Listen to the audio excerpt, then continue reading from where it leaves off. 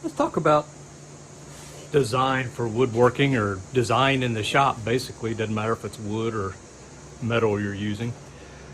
I grew up in a time where computers, personal computers, weren't really the thing yet. The internet didn't really exist except for governments and universities. As a matter of fact, the home computer of the day was a TRS-80 from Radio Shack or a Commodore 64. So things have come a long way, but because of that, when I went to school, I learned how to do drafting with a T-square and triangle. And so that's what I'm going to show you today, is some of the old school techniques that you can use in your shop, probably with the tools that you already have, to produce quality drawings without a computer at all. So the first thing I want to do is I've just got a regular old piece of copy paper, typing paper, whatever you want to call it. And I've got a T-square. This one's specifically for my shop. It's a 24-inch by Going Make. Woodpeckers makes them. There's several companies that makes T-squares, so use your T-square. And then I'm using the edge of my table saw here, one of my fences, and I'm just sitting in a stool. So let's first square the paper up with the T-square. And to do that, I am just going to find an edge of the paper, like right there. So both edges are square, and then I'm just going to use some blue painter's tape, and then I'm going to tape that down. And that way, as I'm drawing, me moving the T-square around or triangles around or erasing or whatever doesn't move the paper. So now I can draw obviously straight lines with my T-square, but now if I just take a simple drafting triangle, make sure my square is up against the side of my table, and put it against my T-square, now I can do right angles to that. So that's great.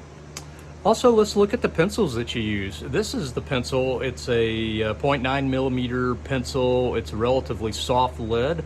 This is the one that I typically use in the shop for marking boards when fine detail is not critical. This one's more than enough for me to do. But it's a very soft lead, and it will produce a thick line on paper. So for drafting, I've got a couple of different ones. I've got a 0.7 millimeter with just a little bit harder lead on it, so the line's not as wide and it's not as dark. And then I also use a 0.3 millimeter that's even finer with a harder lead, so I can draw some really fine lines if I needed to, maybe layout lines or get down to the 32ndth of an inch and that type of stuff. So these are the basic tools that I'm going to use. It's just a T-square and a triangle here. And you can use other triangles. You know, you got something in the shop, you know, use whatever you got in the shop. It's just a right angle to whatever your T-square is. Something else you may want to consider is picking up a engineering or architectural ruler. If you notice, this one's got 3 sides on it, but each side has 4 different sets of markings. Well, most sides have 4 different sets. So this one here, it's graduated, it's 16ths, so 1 through 12, and those are actual inches. If you hold a regular ruler up beside it, that would be an inch. This one's a 3/32 scale. So every one of these big marks here would equal 1/32, or whatever unit of measure you want to. So let's see. Here's a 1-inch scale. So every 1 inch would equal 1 inch on paper, or 1 foot on paper, or 1 mile on paper. However, whatever unit of measure you wanted to do, this is calibrated. So if I was working on a map and I wanted to do a map at a 1 inch equals 1 mile scale, I could use this scale. So between 0 and 1 would equal 1 mile on the map. Between 0 and a half that would be half a mile. And then if I needed to get into finer resolution, then I can use these marks over here to break that down. But you can also use this scale to draw architectural plans or whatever. Maybe you want to do a quarter scale. So for every 1/4 inch, that equals a foot on the ground. Or for every 1/4 of an inch equals 1 inch on paper. Whatever you want to use, these are divided out like that. If you've got a big complex drawing, maybe you want to use a smaller scale, like a 1/8 scale. So every 1/8 of an inch equals 1 inch on paper, or 1 foot in the real world, however you wanted to do that. So that's what these rulers are for, and they're very good about that. And you can also get the engineer scale, so it's not actually broken down in fractions of an inch, but decimal points of an inch, or tenths of an inch rather. So these are very, very handy to use, and you can also put those right up against your T-square and use the edge of the ruler while you've got your T-square up as your scale. Or if you decide to draw 1-to-1, or 1 inch equals 2 inches, whatever you wanted to do, you can pull it right off your T-square. So those are just some tricks. Now, back in the old mechanical days, you know, we had different pencils, we had different erasers, and then you had an eraser shield, so you could put that shield over, mask all the other drawings, and just erase that one particular line without scuffing everything up. You had protractors and French curves and an assortment of triangles. So this one will give you a 45 off of 90. You could get a 30, 60, 90 triangle. So all those were mechanical, physical drafting tools. Now we just go to the computer and open up AutoCAD, SketchUp, your favorite drawing program, and we can do all this manually. But sometimes in the shop, it just helps me anyway visualize by actually drawing it out on paper and seeing the result, and then go building the project. So everybody works just a little bit differently, but these are just some quick tips that you can use without spending a lot of money, and with spending 0 time learning a software package.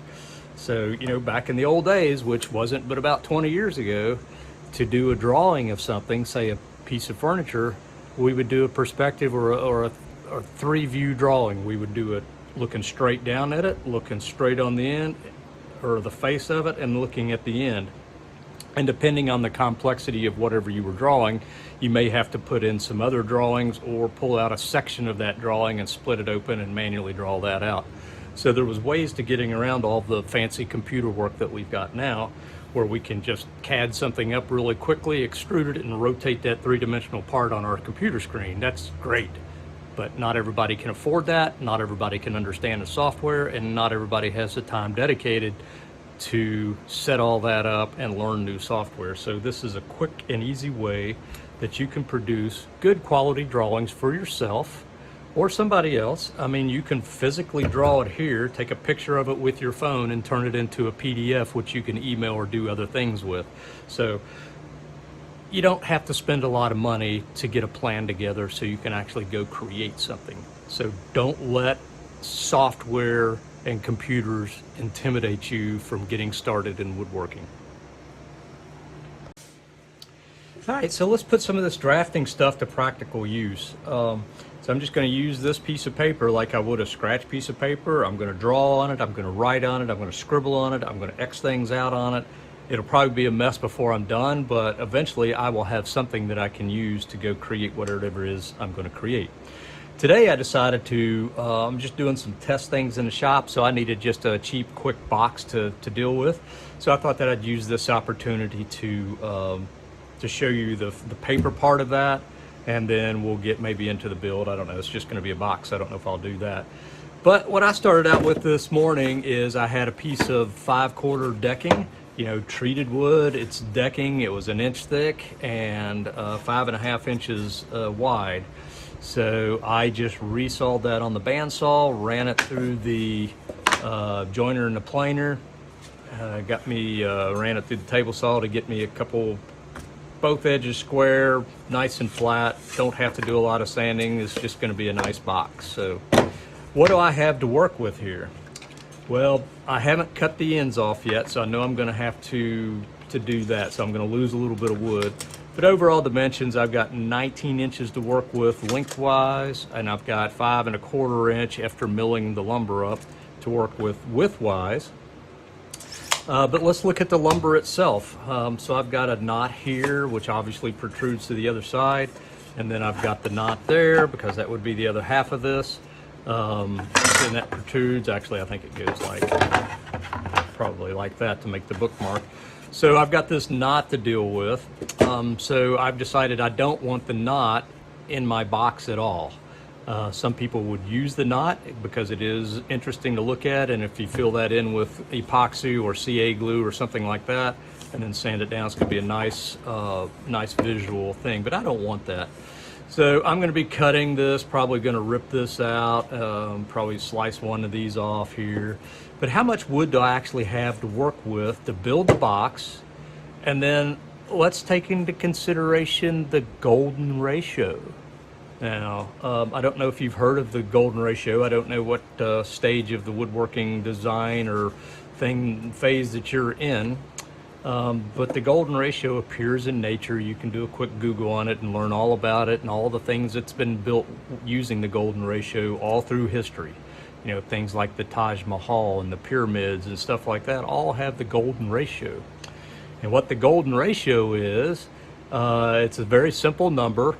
It is, let's say, the length of something. If I know the length of something, and I can use the golden ratio formula to find out what the visually appealing width of that something should be. And the formula is 1.618. 1.618. And that's the golden ratio. Do you feel like you're in school yet? Sorry about that. So how does that apply? Well, I'm going to rip these boards down to, I've got 5 1/4 inches to work with. So I'm going to rip this down to, let's say, 2.5 inches wide. So that gives me a little room for the saw blade kerf and everything else. So let's just start off with the design that this box is going to be 2.5 inches tall.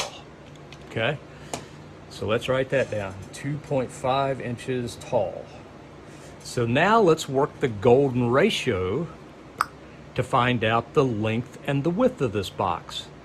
So if I take my 2.5 inches, and it doesn't have to be exact when you're building something. If it comes out to some stupid fraction of an inch, like, well, let's just see what this comes out to. So if I do 2.5 and I multiply that by 1.618, I have 4.045. 4.045. Now, do you think I'm going to worry about this fraction or this 0.045 of an inch? No, I'm going to build the box 4 inches wide. And then if I take that 4 inches wide and I want to know the length of my box, so I'm going to take 4, I'm going to multiply it times 1.618, and that's going to give me 6.472. So 4 inches wide times 1.618 equals 6.472. Am I going to worry about the 472? Nope, I'm going to round up to 6.5 inches to keep everything good. So my box height is 2.5 inches tall. I am at 4 inches wide, and I'm at 6.5 inches long. So those proportions would use the golden ratio. Now also, what I haven't calculated yet is the golden ratio for the thickness, and I'm not really going to worry about that so much, but I will tell you, especially when you're building these small boxes, don't use 3/4 inch lumber. If you do, your box is going to look just chunky, and it throws the ratios way off, and it is no longer appealing to the eye. So just be aware of that. If you have just big chunks of wood, then you're going to have a big chunky looking box. The outside ratios may be the same, but then when you open that lid and you see a big thick box like that, it just ruins the whole thing. So take those considerations into mind. I typically stick with something like a 1/4 inch to a 1/2 inch, depending on, length and width. And then bigger boxes, yeah, maybe I use a 3/4 inch piece of wood for a box, but that's going to be a pretty big box. That's going to be a couple feet long and maybe a foot or 1.5 feet wide. So then visually, it wouldn't bother my eyes visually to look at something like that had a 3/4 inch thickness to it. But for these small boxes, stay with the thinner wood. So let's see how that works out. All right, let's expand upon that. So this is what I'm actually going to build my box with when I actually start building box here in a minute. But let's expand upon the golden ratio just a minute. Now this one I backed into because I knew I was going to rip this board, so that gave me the height of my box, kind of a fixed amount.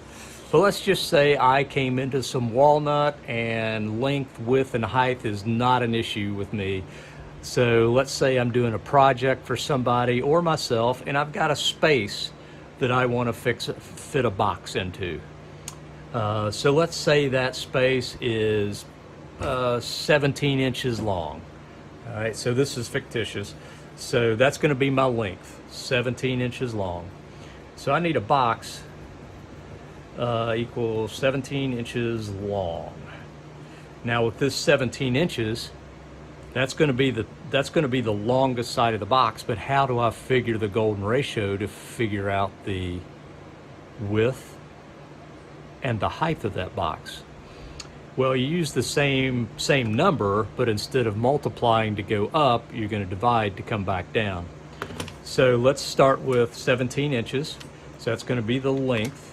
So now let's divide that by the 1.618 to find our width. So that's going to be divided by 1.618. So the width is going to be 10.5067. So I'm going to do 10.5 inches wide, or close to it. You know, you could go to 10 inches wide, you could go to 11 inches wide, but you know, you go much more than that, and then the box is just going to look a little weird. So just remember that. So now we have how wide, we know how long it's going to be, we know how wide it's going to be, but visually, how tall should it be to look appealing to us when we just look at it from across the room?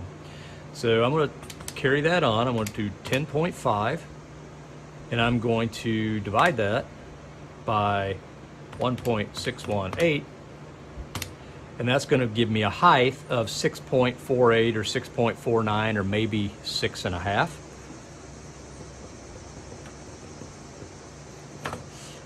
And those are going to be the closest measurements for that fits within that golden ratio rule. Now, obviously, I could do something that's 7.5 inches tall. You start getting up there, you got to really watch the length and the width, because when you start adding height, man, it really takes over.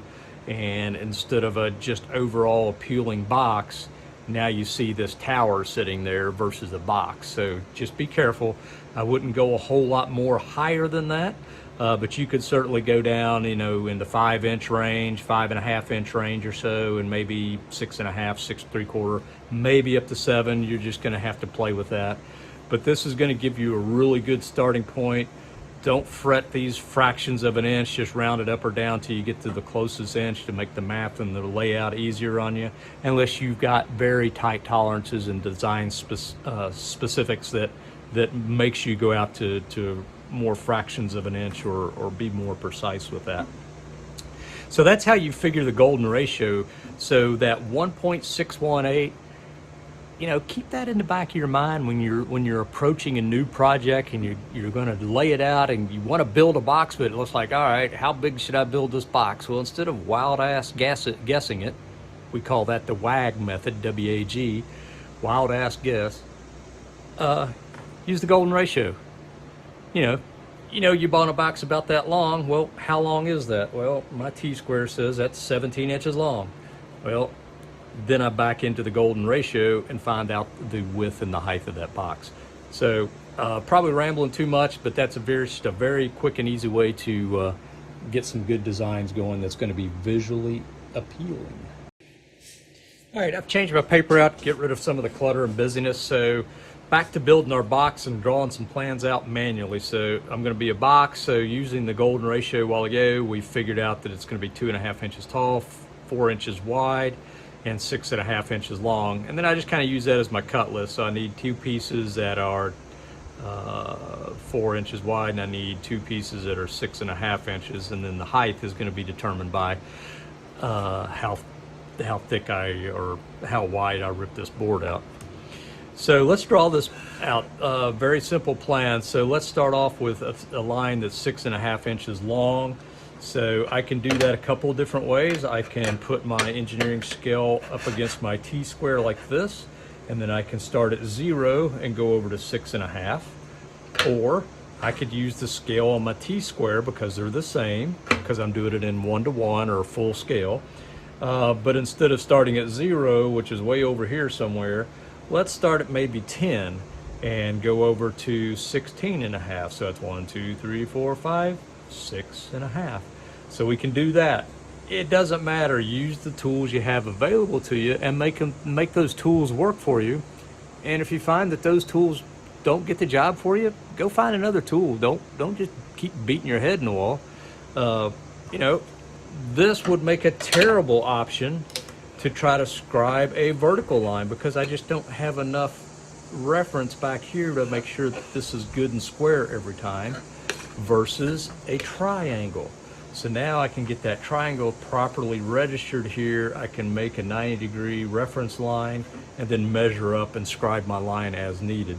So make the tools work for you. If they don't work for you, find another tool. Don't sweat it. So let's just keep it simple. I'm going to start right here at 10, which is going to be my 0. And I'm going to go to 6.5 inches. And I'm going to actually change pencils. And I'm going to use my drafting pencil, which is a 7mm. And I actually rotate my lead a little bit as I'm working with it, and that helps keep the point sharp. So as you're pulling the line, just rotate the pencil a little bit. That's just a habit I got into back in my first drafting class, which would have been circa 1981, maybe, mechanical drafting in high school, something like that. Not sure. So there's my line, 6.5 inches long. So that's the length. So now I need the width. So I'm going to use this triangle here and come right up against that. We got a shadow line here. It's hard to see that. So I'm going to put a very faint reference line. I mean, I've just barely got the pencil on the paper. So just enough to give me a line up through there. Now here's where I come back with my engineering scale, and I'm going to come up 4 inches. So start whatever end of the scale you want to. I'm usually working upside down and backwards, so I don't care if I have to count something. So 1, 2, 3, 4. So right there is my line. And then I'm actually going to use the triangle to draw that line to the correct length. And the shadow is really driving me nuts. Let me put my pencil on the dot. There we go. So then I'm just going to connect those two lines. Yep, kind of like a CAD drawing, yeah. All right, and I'm going to go over here and I'm going to do the same thing, a little reference line over here. Perfect. And now what that's going to let me do, bring my T-square on up to the top of that line.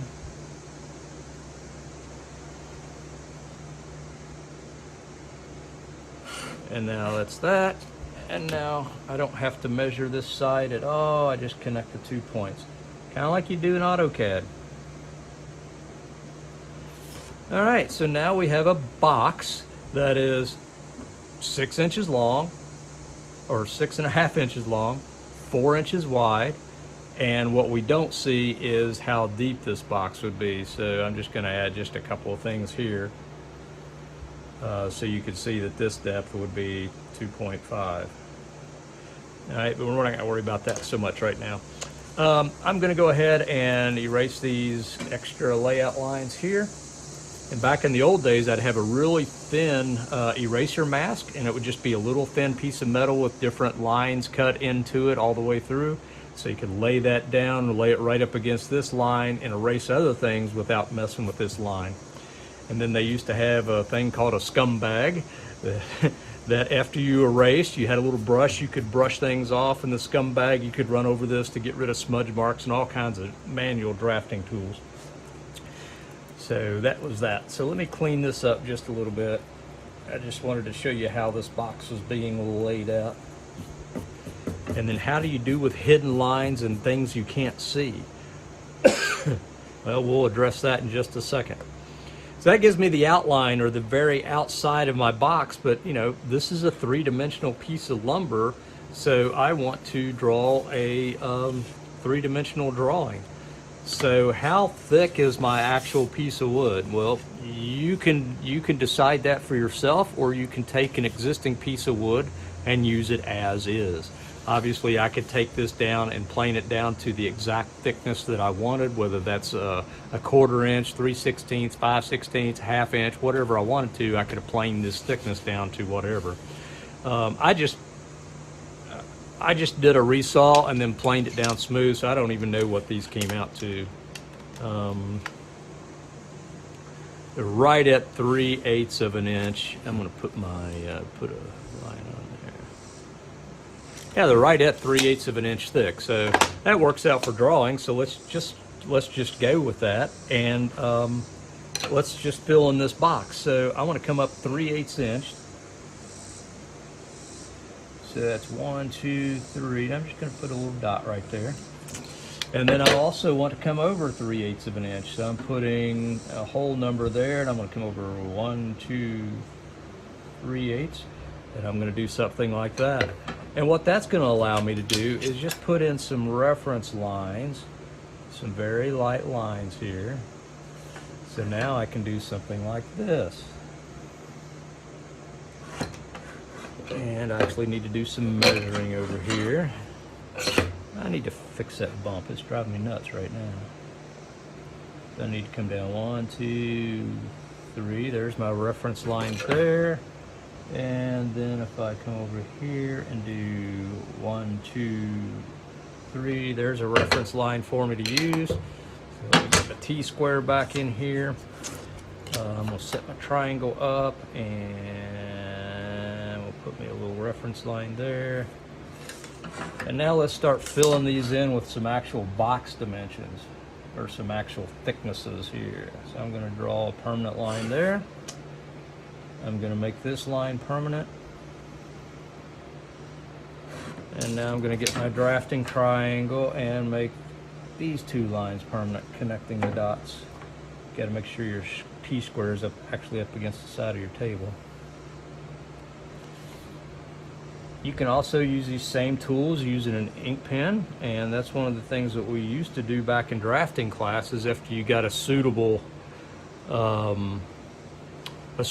drawing done and doctored up and all the erasure marks and temporary lines and all that out of it, some people would go back and trace that again with an ink pen.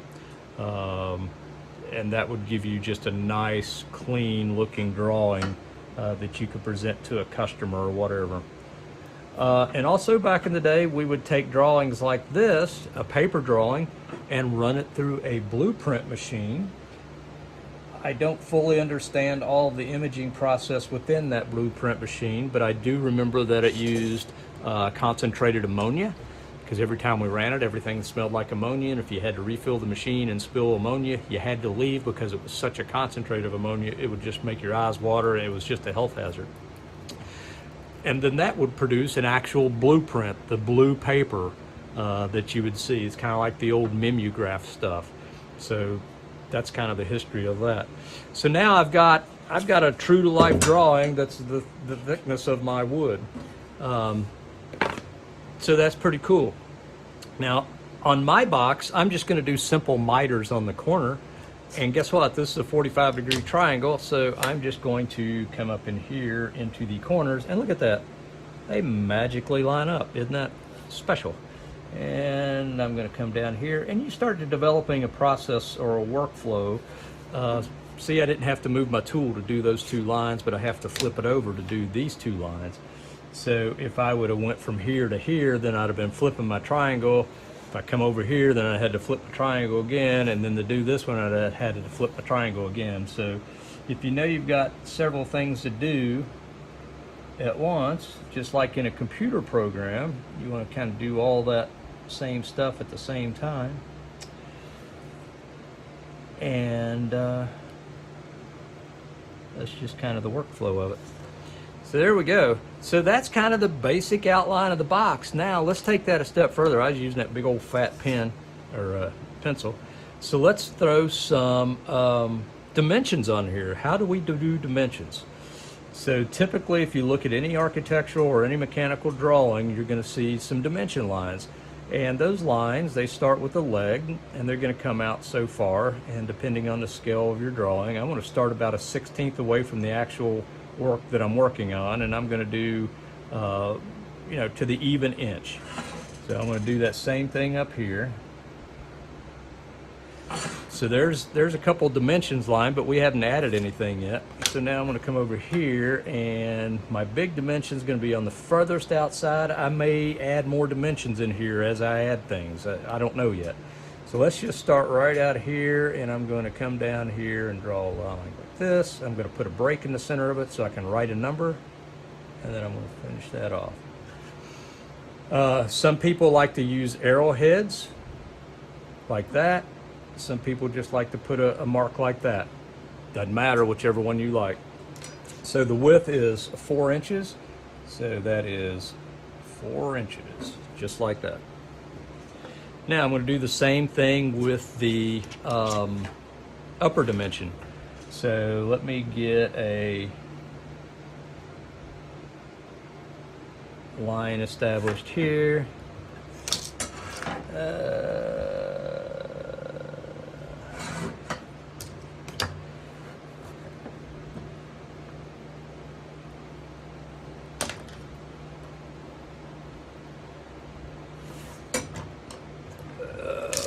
Cracking that table saw is driving me nuts. I try to center the numbers. Sometimes you have to stagger them, because if I had maybe dividers in here or whatever, I may have another dimension that I'm going to put up here, but I'd want to stagger that over so all the numbers are not in the same line, because then it gets confusing and it's real easy to make a mistake when you're going to cut something. So if you've got other numbers that you're going to use these same legs to dimension out with, stagger your numbers so they can be read easily. So this is going to be 6.5 inches long. So I use decimals a lot, but in this case I'm going to just do 6.5. If I'm doing a machine drawing that I'm going to cut on my metal CNC machine, I'm using decimals, and I'm going out at least 3 decimal places because my machine is that accurate. Woodworking, we're not building spaceships. Tolerances aren't usually that tight. If you can get within a 1/16 or certainly a 32nd of an inch, you're more than on your way to building quality products. All right, so that's that. Now, how do we determine how thick this board is? I don't see anything on this drawing that tells me actually how thick this board is. Well, we've got that line right here. So here's one of those situations where I could come up here, and I'm just going to do this extended line. You can do this several ways. You can actually create a dash line up to here and then go solid for a while. But in this case, I'm going to keep my drawing, or my part actually, as clutter-free as possible. So I'm not going to do any of that. I'm just going to start my leg up here. And that gives me 2 points to reference. Now, if I write my number in here, then I don't have much room to put arrows in. So instead of doing that, I'm going to write my number in here, but I'm going to put my arrows out on the side. Or you could put arrows inside and write your number off to the side. Different ways to accomplish the same thing, however you'd like to do that. So let's see, which one do I want to do today? Let's just put the number on the outside. So let's do this. I'm going to do a couple of things. I'm going to do this. I'm going to put an arrow here. I may be running out of lead. And then in the inside is how much was my wood? It was 3/8 of an inch thick. Is that what that was? I mean, I guess I could just measure the stupid thing. Here we go. 1, 2, 3 inches. Yeah, I can do 3/8, just like that. So now, by looking at this drawing, even if you didn't have any of this information available to you, you could get everything you need off this drawing except the height. We don't have a way to represent that yet. So this is my basic drawing for the basic outline of that box. So I know I'm going to put a bottom of this in this box, and that bottom needs to also be dimensioned out and calculate how wide and how long is the bottom need to be, and how thick is the bottom going to need to be. I'm not too concerned about the golden ratio for the bottom because it's hard for people to gauge the thickness of a bottom of a box. Unless it's just, if I had a box that was this tall and I had the bottom sitting right here, then people would probably obviously know that I've got either a missing space or a big chunk of wood in there. But if the bottom was 3/4 of an inch thick and down here from the outside you couldn't see that and it wouldn't look visually weird. That's all I'm saying. But we do need to draw in that. So how do we do that? Well, yes, we can see the bottom of the box in this area here because we're looking straight down onto it. So this would be part of the bottom, but the bottom is also going to extend into the sides because I'm going to cut a small dado or a small groove in each one of these legs that bottom will slide into before I glue it up. So how do we represent that? Well, let's just say that I wanted to maybe make a groove that's 1/8 of an inch deep. So the bottom of my box is actually going to be 1/8 of an inch on either side or a full 1/4 of an inch longer than the visible area of that box. Does that make sense? So where's my correct gauge here? Let's look at this for a second.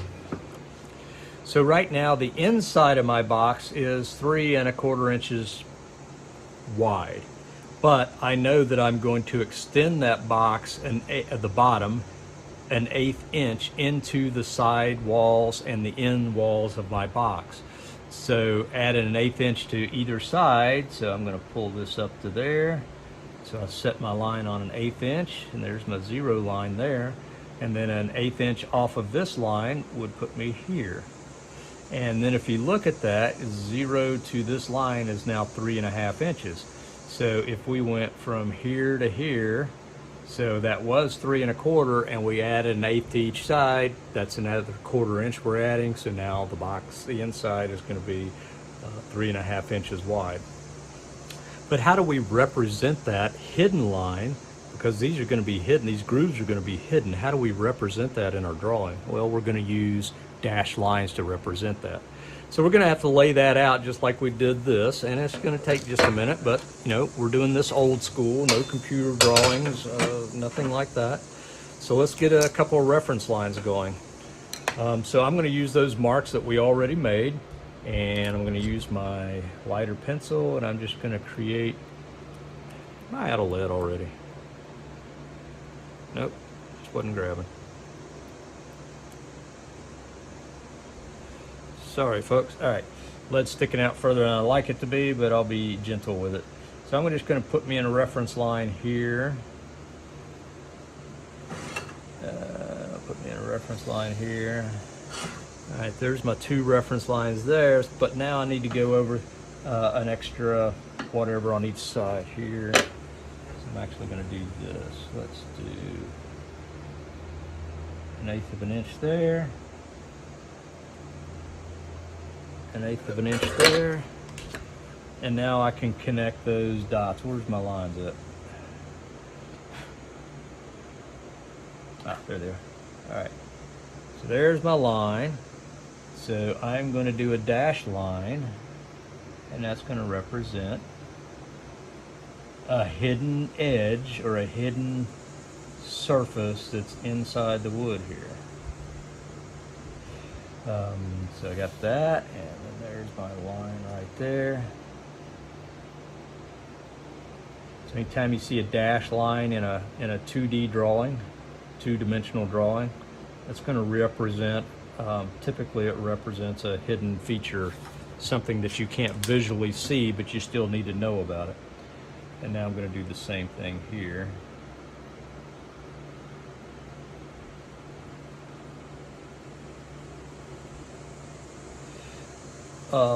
Back in the day, it was very important that you be as consistent and as professional as possible. So even the dashed lines, the dashes themselves, you would have a certain, everybody had their own style, but maybe you would make yours a 1/4 inch long or an 1/8 inch long or a 1/16 of an inch long, whatever. Everybody kind of had their unique style. I knew that was going to break. So there you go. So now if I visually look at this, I know that, yes, there's our outside of the box, there's our inside of the box, but this dash line is going to represent something. I may not know right now exactly what that something is if I was the consumer and not the designer, because obviously I'm the designer, so I know what that is. But that's going to be the, that's going to represent the cut that I need to do with my saw so I can slip that in. So now I need to, how wide is that going to be? Because that's going to, this dash line is actually representing the bottom of the box, the piece of plywood that I'm going to actually physically put in the bottom of that box. But how wide do I cut that? How long do I cut that? Because it's not the same length as the outside of the box. Well, that's where you have your dimension line. So I'm going to start right here, and I'm going to come up a little ways.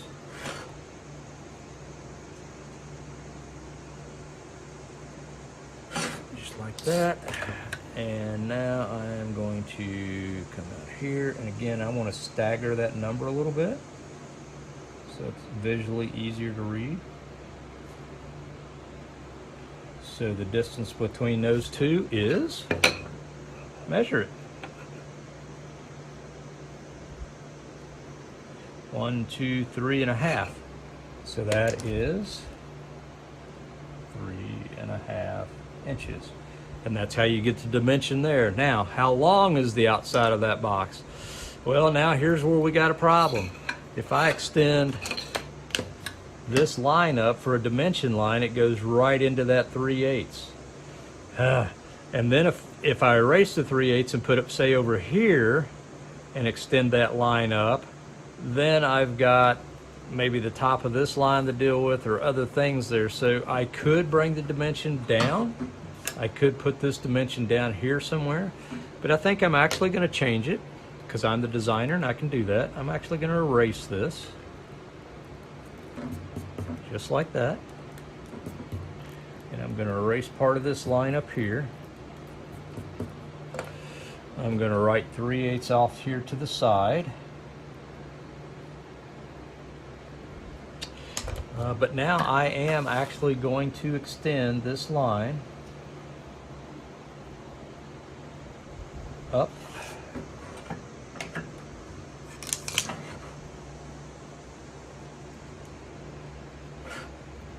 Need to extend this line up too.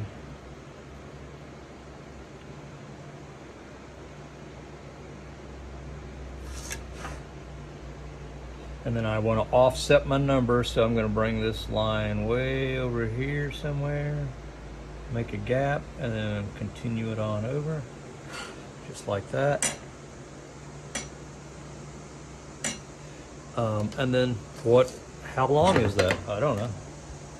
I don't want to do math right now, so I'm physically going to measure it because I'm doing a full-scale drawing. 6 inches. So that's how you do that type of stuff. This is a little confusing. If I was doing this for somebody else, I would probably clean this up because somebody may get confused in this area here, and I may just drop that dimension down here by itself, leave the 3/8 where it was, blah, blah, blah. My drawing, my work, I'm doing it the way I want to, you can too. But just be aware of your audience. And if your audience doesn't have a whole lot of knowledge on technical drawings or anything like that, you know, demystify it or declutter it for them so they don't get confused so easy. So now basically I've got this box laid out. So this would be the top view. Top view box. All right. If I had a bigger piece of paper or a full-size architectural table, I would use maybe a D or an E size piece of paper, which is, you know, this wide and that tall, blah, blah, blah. And I would put all 3 views on one piece of paper. I would do a view here, say for the top, and right underneath that, I would do the front, and then off to one side or the other, I would do the side view.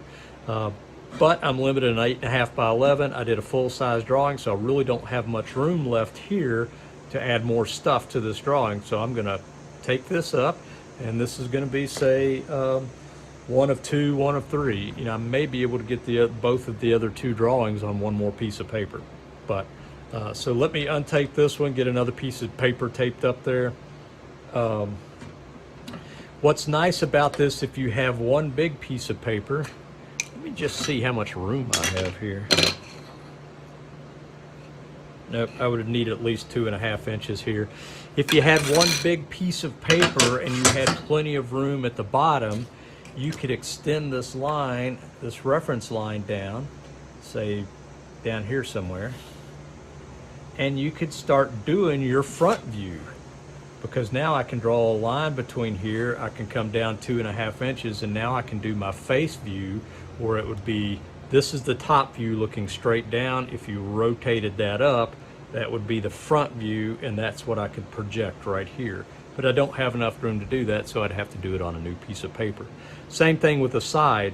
I could project this line over, this line over, this line, over, connect the two, and then I could project my end view over off to one side or the other of my top view. And that's how people used to do it. They would have at least 3 different views of the drawing, and you could come up with very complex drawing just using those 3D views.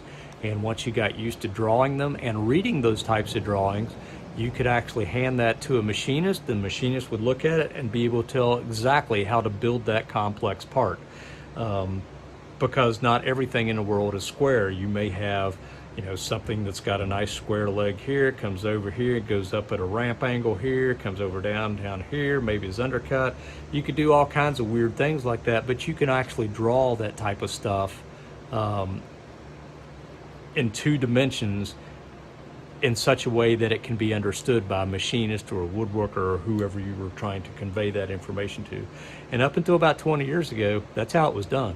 And only recently has products been affordable so the home hobbyist can afford to get into some of the software design packages. I actually took some AutoCAD in vocational school several years ago, learned how to use AutoCAD, and then variations of that. Fusion 360 is a good one if you're going to do 3D stuff. A lot of people are using SketchUp, and there's just all kinds of, it's overwhelming when you start searching for design software or drawing software. It's just overwhelming sometimes to find one that's going to be future-proof and user-friendly, and then you got to spend time learning how to use it. And if there's any 3-dimensional capabilities of that software, then you got to learn different terms, and you learn how to extract and extrude, and it can get confusing. So you spend a lot of time on learning how to use the computer software and figuring out how to design stuff with it, when sometimes it's just easier to go back to this. And you don't have to do formal layouts like this. This just helps me visualize something, but I can certainly come up here and I can draw something like this and say, hey, this is going to be 6.5 inches long, it's going to be about 4 inches wide, and I know I'm going to have this, maybe it's going to be a 1/2 inch or something like that. I don't, you know, I can do a very rough sketch like that, and at least in my mind it keeps me organized and lets me know what I'm doing. So you can do meticulous drawings, you can do computer drawings, or you can do really rough sketches. But don't let this, the computer, or those types of things stop you from designing and creating. Because sometimes I just go into the shop and it's like, all right, today I want to build something. What am I going to build? I'm going to build a box. Well, okay, great. I know what I'm going to build, but how big do I need to build that? So I may not have any plans at all. I'll just sit down and start sketching and coming up, you know, maybe use the golden ratio to figure out some things, figure out what wood I've got to work with that day, and then just figure out what I can build out of it. So probably a lot deeper than you wanted to get. Folks that needed this information, I hope that helped. If you guys have been doing woodworking for a long time, you don't need any of this stuff. You don't need to hear anything that I just said, but I appreciate you watching.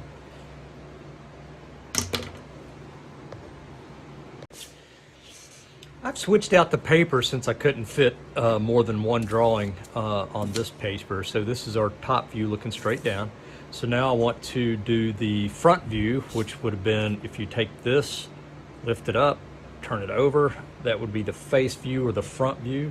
That's what I'm going to draw now. So I know this box is 6.5 inches long. So I'm going to start out by drawing a line 6.5 inches long. So I'm going to start at 10 or 0. And let's draw the front view of this box. So I'm going to go 6.5 inches. So that's how long the box is. Now the box is 2 inches tall, so we're doing the front view of this box. So it's going to be rotated up so you can see how tall the view is, or how tall the box is in this view. So I'm going to do a couple just of reference lines here, very light, faint reference lines.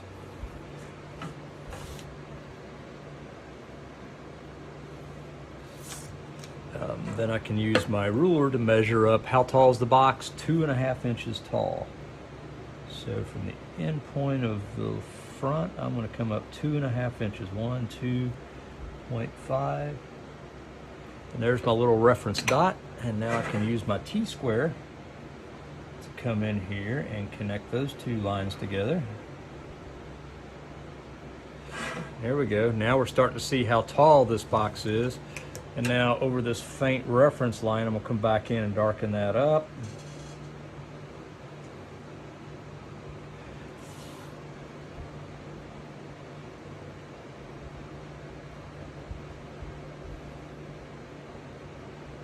There we go. All right.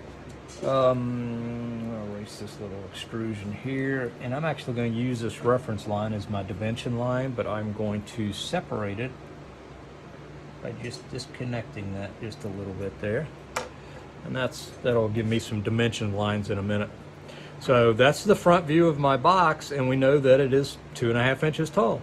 So let's see, let's continue with this theme, and on this drawing, I put my dimensions over on the left side.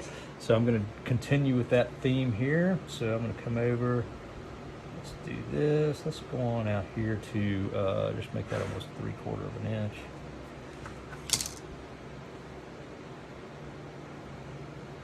Go. Now I can come down here and give me my outside dimensional line. So I'm going to come way up on these. And my box height is 2.5 inches tall, so 2.5 inches. So that tells me how tall my box is. Now, if we look at this drawing up here where we were looking straight down on the box, now we're looking at the front of the box like this. Now we're going to see this is a hidden line on the inside because our wood has thickness. So our two ends of this box comes in here. So to represent that on the drawing, we've got to have that hidden line. So that's this line here has to be represented as a hidden line here because we're on the outside of the box looking at the front of the box. We see the front face of it, but these dashed lines are going to represent the hidden edges that are contained within that box. So it's 3/8 of an inch wide, so I need to project over this way 3/8, this way 3/8, down 3/8, and up 3/8, and then draw those dashed lines in for my boards. So let me get to that. And again, you may not need to do that for a simple box, for a simple project that you're building for yourself, but if you're drawing plans up for somebody else, whether it's a house or a box or whatever, you need to give them all the information that you use to design that object with. So you're the designer, they are the builder. They may not have a degree in designing, they may not know how to design, they know how to build, they can run a saw, but they can't come up with plans on their own. So you have to supply those plans and supply those dimensions to them. So make sure that you're being accurate and make sure you are including all those features that are contained within that object, whether it's a drilled hole, the edge of a board, or a rabbit or a dado, whatever the case is. You got to draw it in there if you're going to give that plan to somebody else so they can build that feature. So now let's just go ahead. I'm going to come up and I'm going to come over, say 3/8, 1, 2, 3. So I'm just going to do a little reference line there. 1, 2, 3, do a little reference line there. So that gives me my 2 reference dots here that I can do dash lines up. So let me just go ahead and I need to come up and down 3/8. 1, 2, 3, there's a dot. 1, 2, 3, there's a dot. So now I'm going to do some extremely fine lines here. I'm just giving myself a place to, actually I didn't need those lines at all. I'll tell you why in a minute. I don't need these horizontals at all. I do need the verticals, but not the horizontals yet. So let's go, what's catching here? I had to put blue tape all along the bottom edge because the T-square kept runkling my paper here. And when you tape your paper down, make sure it is flat. You should not have any ridges or bows like that because that will throw off your scales. So what am I doing? Oh yeah. I'm going to represent that board by a dash line.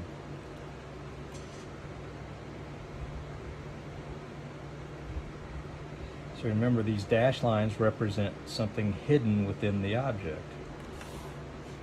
And in this case, it's going to be the sides of the box. All right.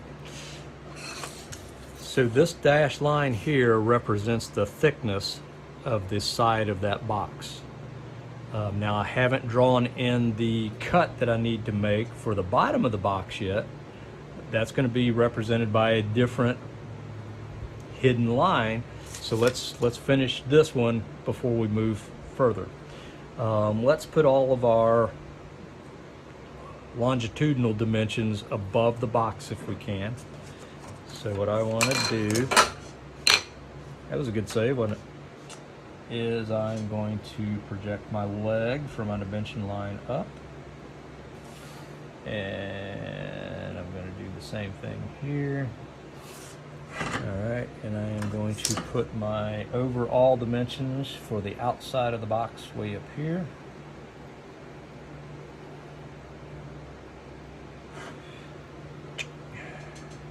And my box is 6.5 inches long.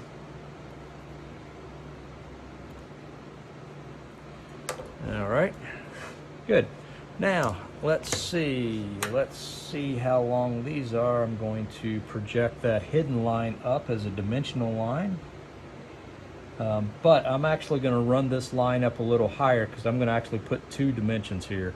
I'm going to use this vertical leg that I'm getting ready to draw for 2 dimensions. I'm going to give the thickness of this piece of wood that's hidden, and I'm also going to give the distance between here and here, which is going to represent this distance here. If that makes sense, it will in just a second. So I'm going to come up kind of high with this line, and I know I need another one of those over here. There we go. Do that every time. So now I'm going to put the inside dimensions here, and I'm going to offset this a little bit just so it's easier to read.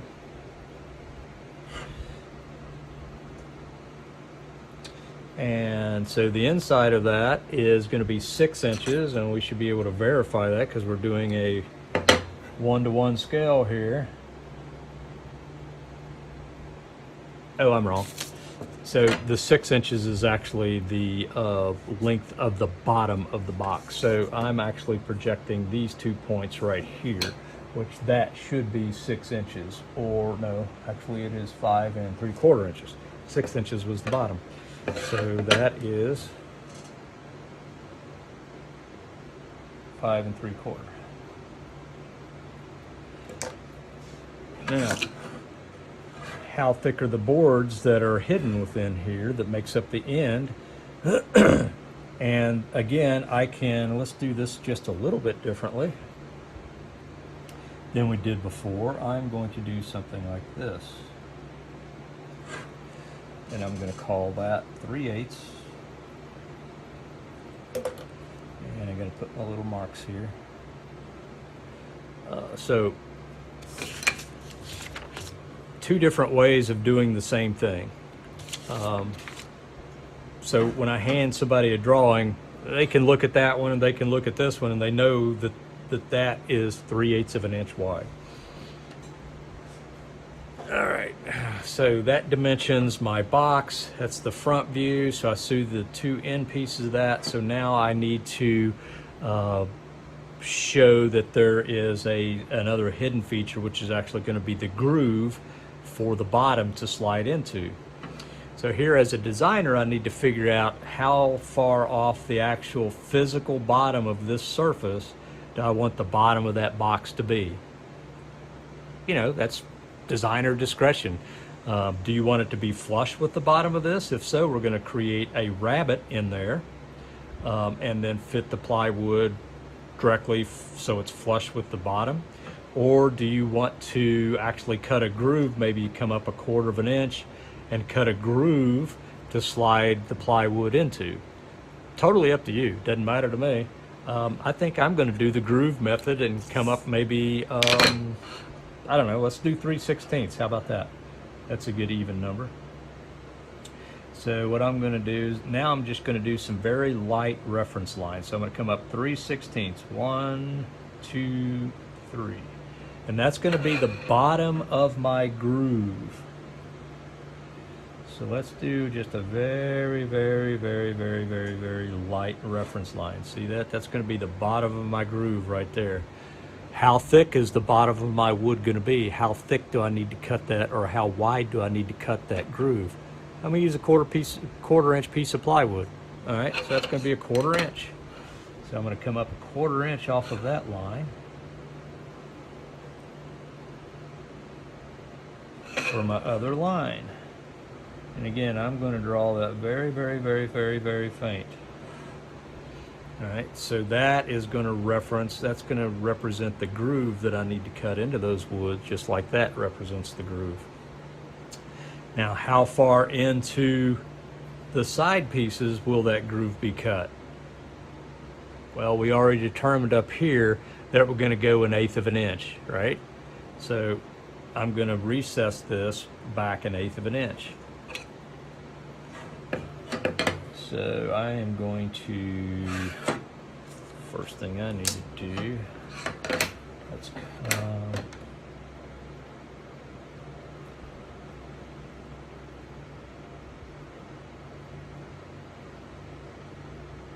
I'm making 1/8 of an inch mark there, and I'm going to come over here 1/8 of an inch. So now I've got a couple of reference points. So now what I want to do, and a little bit bolder, is I'm going to use those dashed lines to represent something hidden. So I'm going to connect my dots using a dashed line. Connect these dots using a dashed line, using those reference marks. And then I'm going to use this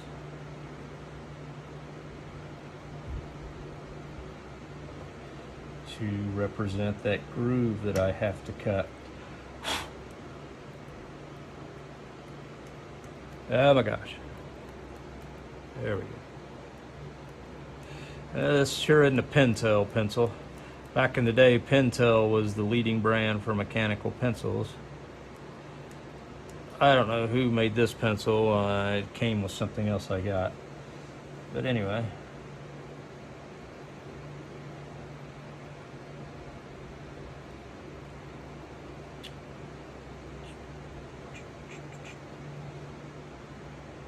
Some people would use different length dashes to represent different aspects of the drawing or different pieces of that drawing.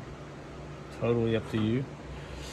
And then I'm going to go back and I'm going to clean up some of these reference lines. That's why I just want to barely create an image on the paper, because they're hard to erase, especially if you don't have an eraser shield, and mine's probably in the house somewhere and I don't know where they're at right now.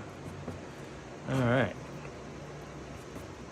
All right, so that lets me know that there is a feature under there, but right now I don't know, without measuring using my ruler, I don't know how long or how tall or how far off the bottom that is, so we need to build in those dimensions. So now let's go back and dimension that out so somebody can understand that. Now I do not want to try to carry this width all the way up here to this top line. So I'm actually going to come down here and dimension this out down below that line. So to do that, I need to come here.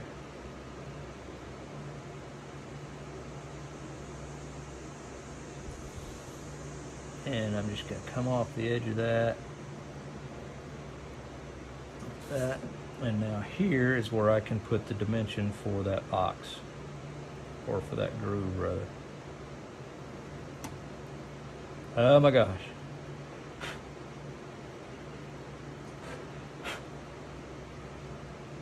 And if you break your lead, get it off your paper, because as soon as you roll a triangle or something all over that, it's going to smudge everything. So now, how big was that groove? Well, the groove is 1/8 of an inch on either side, or 1/4 inch longer than the inside of the box is.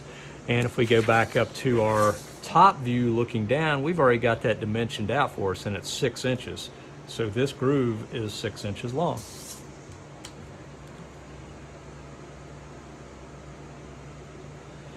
Just like that. All right, so that tells us how long to cut that groove, but how thick is the groove, and how far off the bottom of the box is this groove, and that's where we just have to dimension it out for the user so they can visually see that. I could put those dimensions over here, which I think I will probably, I'll probably put the thickness over here, and then I'll probably, no, let's do that backwards. I will probably bring the dimension off the bottom to the bottom of this groove. I think I'm going to set that dimension over here in this sidebar. So let me do that here. Now this is a tough one to do, so I'm certainly going to reference my lines on the outside there with a couple arrows. And then let's do something like this.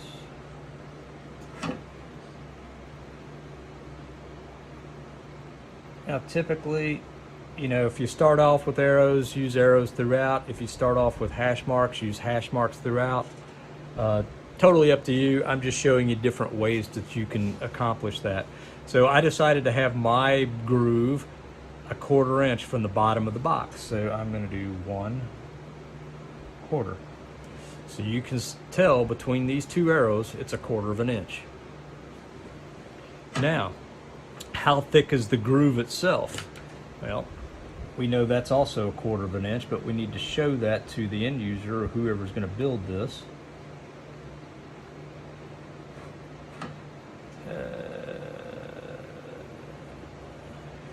So let's do it like this.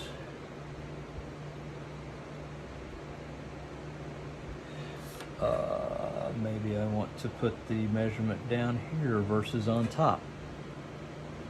I'm going to still use my arrows, and that groove is 1/4 inch thick, so I'm going to do 1/4, just like that. So now I know I have a box that's 2.5 inches tall. It's got this dash line here represents the thickness of the end of my box.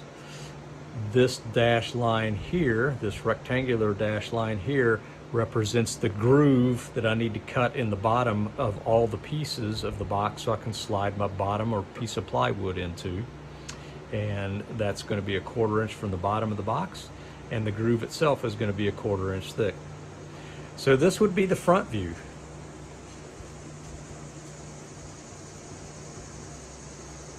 Does that make sense? So that's pretty much it. The only other thing that you would want to do on your drawings is you got to put the scale on there if you're drawing it to scale. Well, this is drawing to full scale, so I could write scale. This has come untaped. Before I do anything, I want to make sure that that one is secure back down. So I could do scale 1 inch equals 1 inch, or I could say something like full. Either one of those two things would tell me that how to scale this, because I could give this to another engineer, an architect, or another person who knows about these rulers and how to draw to scale, and I could say, hey, this is a 1-to-1 scale, and they could just take out their ruler and say, oh, 6 inches equals 6 inches, 1 inch equals 1 inch. If I drew this in 1 inch equals, or a ½ inch equals 1 inch, then they would have to use a different scale. They would use their ½ inch scale, and now instead of a 6 inch, this would automatically become a 12 inch box. So that's how you can use these architectural rulings, but you need to tell people what scale you're drawing in. And you can see that all over the place in maps, drawings, whatever. You know, you look at a map, it says 1 inch equals a mile, or whatever it is, or a line this long equals 10 miles, whatever it is, you need a scale on there somewhere. Fortunately, we do not need a north arrow though. And in my case right now, as I'm sitting and oriented, I think north is that direction, roughly. All right, so I've got my top view, I've got my front view. Let me do the side view, and then we'll have a 3-view drawing of this very simple box. All right, continuing on, I've laid up another piece of paper, and this is going to be my end or my side view of this box. So we've got a top view looking straight down, a front view, which would be looking at the box. If it was standing up like that, you would be looking at the box like this. So that's the front view. And now we're going to do the side view, like looking in this direction. So that's what the side view would look like. And the reason you want to do at least 3 different views is because, as you see, this box is a very simple thing, but it's got a groove cut in the bottom for the bottom of the box to thick, and that groove is a 1/4 inch thick. And so you've got to represent that in your drawing, so the builder of that box knows where to cut that, how deep to cut it, and how long to cut it.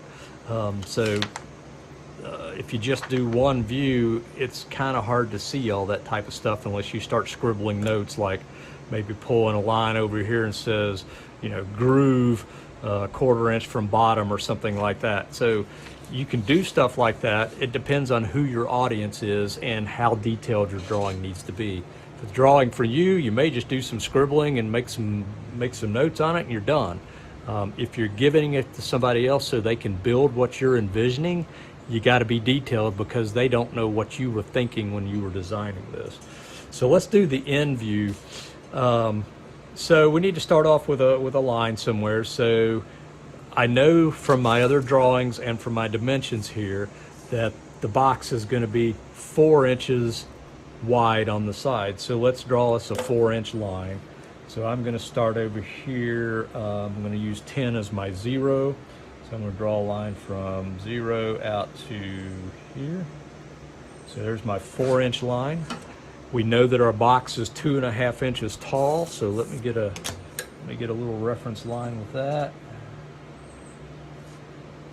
And now let me get ruler on it to actually pull 2.5 inches. That's going to come right there. And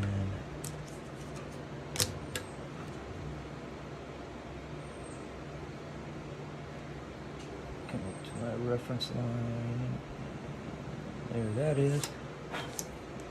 Somewhere over here is where the other horizontal needs to come in.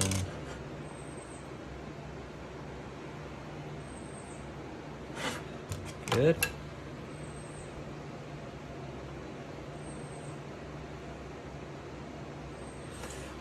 All right, so basically that's like,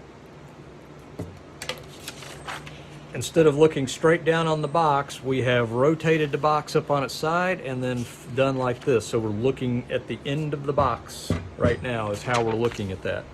So that's going to represent 4 inches wide, 2.5 inches tall. We don't know how long it is, but that's given to us in another drawing and notated here. So let's fill in all of our hidden details. So if we look at our top view, we know we've got a long edge that is extruded. the length of the box, so that's going to be this here we need to represent as a dashed line on both sides here. And again, we still need to represent the bottom groove that we're going to cut out to slip the bottom of the box in. So let's start off with just some basic dimensioning and get the overall dimensions going. So I'm going to project a line up here, and that's going to be my legs for my long dimension this way. And I usually put the uppermost one roughly centered, and then I stagger all the others. If I stack multiple dimensions up using the same legs here, I'll stagger those. So the width of my box is 4 inches.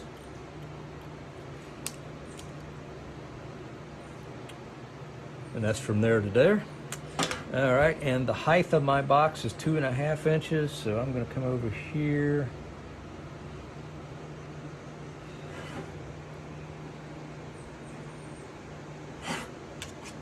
And we'll do something like that.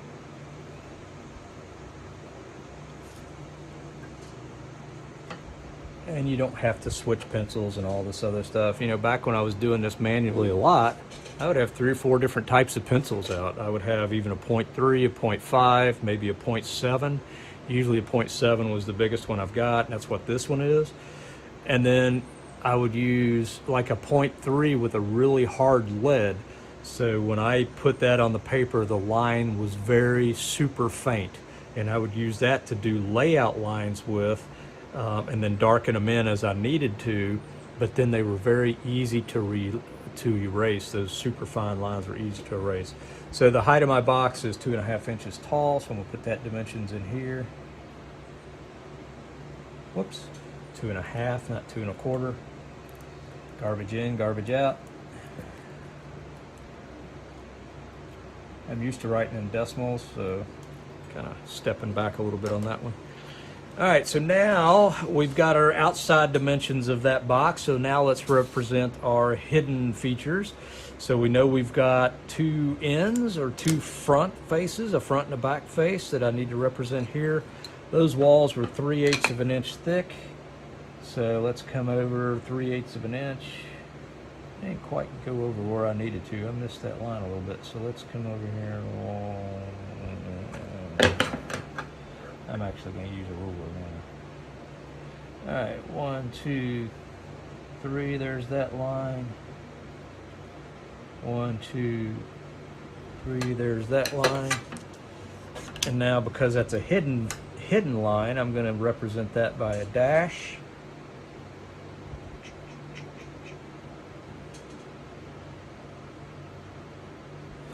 And represent this one with a dash.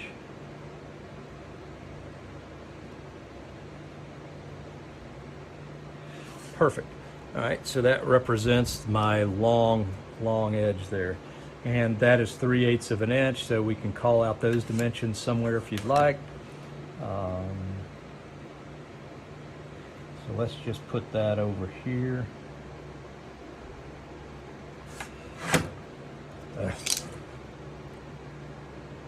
And how do I want to do this? Let's do inside. Yeah. Kind of tight in there. That's why sometimes you want to move the actual number to the outside, but you still want your little legs representing what that number is. So that's 3/8. So good deal. All right, so now we've got to represent the bottom groove that's going to be cut in. So we know it's a 1/4 inch up from the bottom, and we know it's an 1/8 of an inch into each side or end of that piece of wood. So let's get a 1/4 inch line laid out first.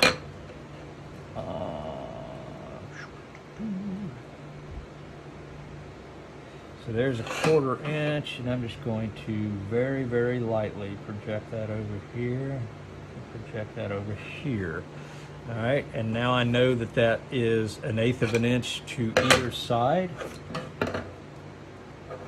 So I'm actually going to do this.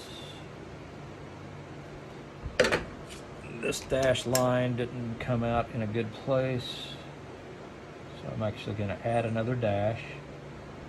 And that's more convenience for me, so I can have something over here to measure from. But again, I'm the designer, so I've got those liberties I can take. And that's going to be inset 1/8 of an inch from the inside wall of that box. So there's my 1/8 inch line. There's my 1/8 inch line. And now that's going to be 1/8 inch thick. So let's go just a very light, that was terrible. Very light layout line. Alright, and that's going to be 1/4 inch thick. And now I've got some lines so I can actually start connecting things with. So let's just do that.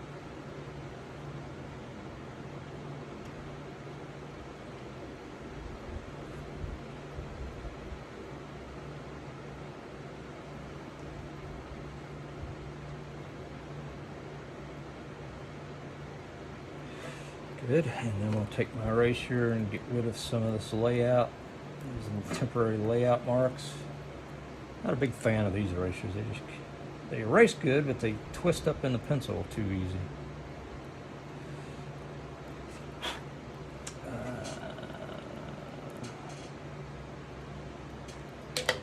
Alright, let me darken the verticals up a little bit.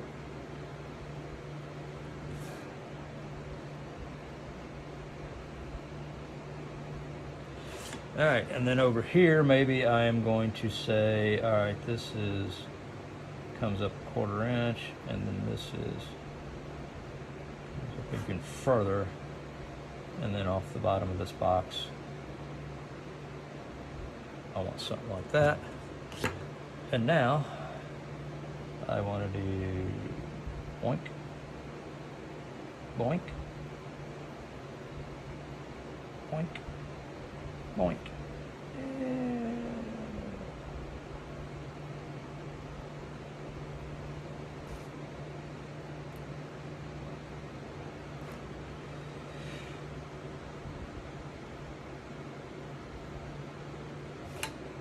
Those are terrible arrowheads. And we used to be graded on arrowheads. That's terrible. Anyway, you get the idea though.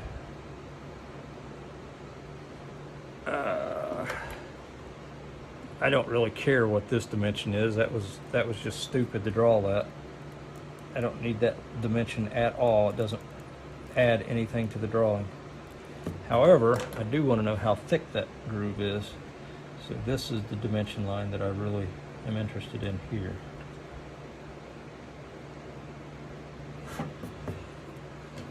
And I try to keep them even, prettied up, blah, blah, blah. Wow, I'm making a mess of this. All right, so let's see. Let's do something like this. Let's extend this one up here and over. And we can do a 1/4 inch. And that's going to be from here.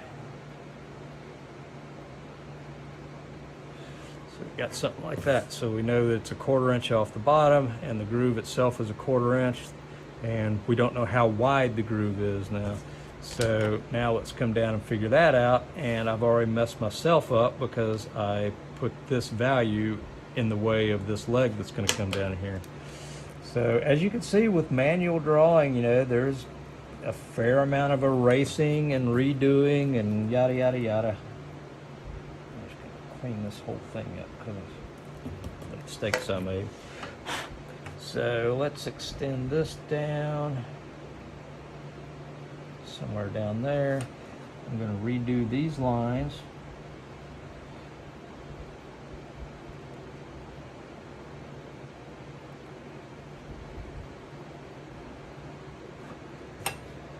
And then I'm going to go the other way with my arrow. So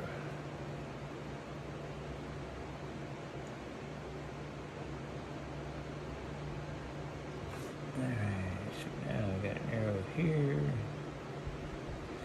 and that was a 1/4 inch, and then I'm getting the dimension of my slot, and that slot is going to be How wide is that going to be? We can pull it right off of this drawing because we know that's an accurate drawing, or we can do the math on it.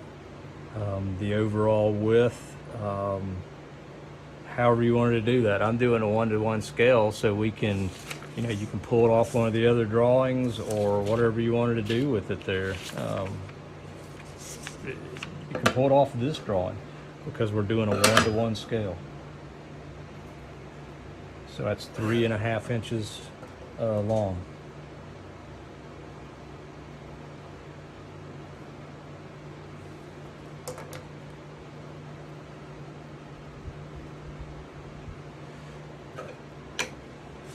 So there you go. So this would be the end or the side view. So this, and if you had a bigger piece of paper or you drew it to a different scale, say I did a 1/2 inch or a 1/4 inch scale, then I could get all 3 views on one piece of paper and it would have all the information that you would need to go build this box. But since I didn't do that, we got 3 separate drawings. This one's looking straight down at the top of the box. This one is looking at the front of the box, and then this one is looking at the end of the box. So now with these 3 pieces of paper, I can actually go build that box. And I didn't use a computer. I didn't really use a calculator except for figuring out my golden ratio to come up with these overall dimensions. That's why I put the golden ratio. Every piece of paper's got that on there, so hopefully you guys have taken notice of that and kind of memorized that a little bit. It's also a good idea on your drawings, you know, include all the information. The scale is important, the date. I always put my name on it. You've probably seen professional drawings where they've got nice borders on the drawing, and then down in here they've got a box with information in it that includes the scale, who drew it, what the company name was, who it was for, the date, blah, blah, blah. All the information or notes would be in that box. I just kind of scribbled it up here. So that's how you do a 3-view drawing, old school. Well, let's see how we did with our box. So drew out the plans, top view, front view, end view.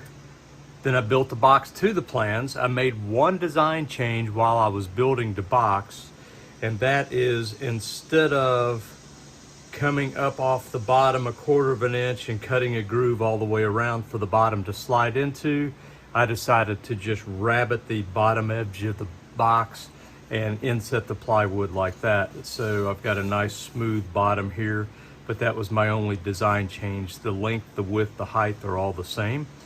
And as you can see, I used a much narrow wood, so it doesn't look chunky like if I would have used a 3/4 inch wood. So let's see how I did. Let's equate this physical real world object to the plans that I drew up with you earlier. So if you notice, this box is going to sit right down on there, and it looks great. And if you notice this dashed line, that would have represented the bottom of the box, but now since I made that design change, the hidden line should have actually come out much closer to that. But I'm not going to worry about it because that was a design change that I made on the fly, so I'm not going to worry about it. But how does it look to the length? Looks pretty good to me.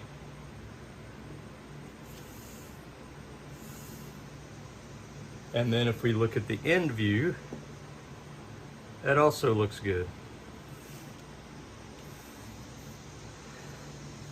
So now, yes, we used a very simple box. We didn't need plans for the box, okay? But this just gives you an idea how you can draw something without spending a lot of money with a computer or software or time. Just quickly draw something on paper, whether it's to scale or not, and then go build your project. You know, I could have sketched out a very simple plans, like something like, all right, I want this to be 6.5 inches long. I want it to be 2.5 inches tall. And, you know, I want it to be however wide you want it that to be, you know, which is going to be, what was it, 4 inches? 4 inches. So I could have done something just like that and accomplished the same thing, but I wanted to show you guys hidden lines, how to dimension things, how to use your T-square and triangles, and just stuff you have around the shop to do quality drawings. So I hope you enjoyed that. This is the finished product. Now I can go play with the test things that I wanted to do here in the shop. But I wanted to show you the golden ratio and how to design based on the golden ratio to a finished project with a drawing as a guidance. So thanks for watching.